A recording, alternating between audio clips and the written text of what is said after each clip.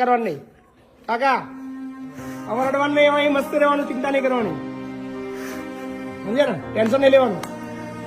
બધા ભેગા કર્યા હવે અમારા કોઈ નથી. કઈથી આવ્યા દાદા? કઈથી આવ્યા?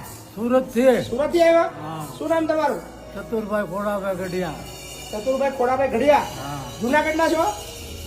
ગઢિયા એટલે અટક અમારી પટેલની. પણ કઈ ના છો? મૂળ ગામ તમારું? મૂળ ગામ ધંધુકા પાસે રોજિત. ધંધુકા પાસે. એવું છે? સુરતમાં કોણ કોણ છે તમારા ઘરમાં? તમારા ઘરમાં કોણ કોણ છે સુરત? અમારા ગામમાં છોકરા છે, છોકરાની વહુ છે. એવું છે? અમારા ઘરના નથી વે વરે. અચ્છા, એટલે અહીંયા રહેવા આવ્યા? આ રહેવા આવ્યા. કેમ રહેવા આવ્યા? ઘરના લોકો શું કહે છે? ઘરના લોકો નથી કહેતા કે ઘરના લોકો એમ કે મેં પૈસા આપ્યા ને એટલે વારા કર્યા, વારાથી બીજાનો વારો આવ્યો એટલે લઈ જ ન ગયો. એટલે વારા પડ્યા છે તમારા? હા. કેવા વારા પડ્યા તમારા? એટલે વારા એટલે જમવાના રહેવાના જમવાના રહેવાના વારા? વારા કેવી રીતે કેવા વારા? એમ સમજાવો થોડું.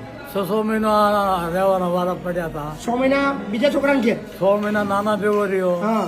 6 મહિના પછી નાનો કે તે મોટા ભેગો જાઓ.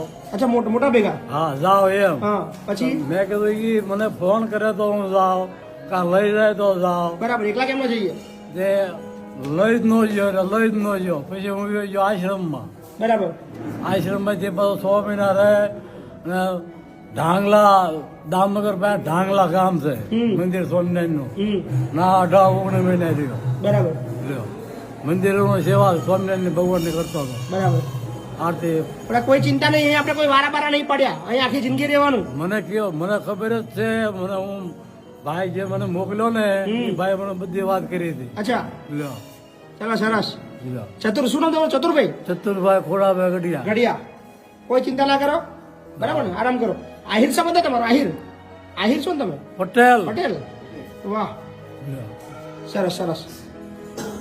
ડોર આપણે અમને બેડા પાડો, હે વ્યવસ્થા કરો. હા, શું કીધું હતું? કેટલા? 25 લાખ રૂપિયા આપ્યા ને.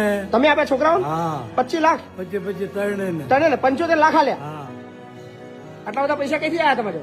મારી પાસે મકાન હતું. અચ્છા મકાન સુરતમાં વેચી દીધું. અચ્છા સુરતમાં એ 3 માળનું મકાન હતું. અચ્છા. તે 2 માળમાં હેઠ ઉપર 2 મોટા રહેતા હતા. તે ગેસ ને લાઈન લેવામાં બાજ્યા. પછી એવડા ભેગું હાલે એવું નતું. પછી સમજૂતી કરીને વેચી દીધું. 3 ને 25 લાખ રૂપિયા આપ્યા. તમારે જો કેટલા રાખ્યા? તમારે જો રાખ્યા નહીં પૈસા? મેં રાખ્યા હતા 1.5 લાખ રૂપિયા. ખાલી 1.5 લાખ? હા પણ આપણે કીધું પૈસા શું કરવા?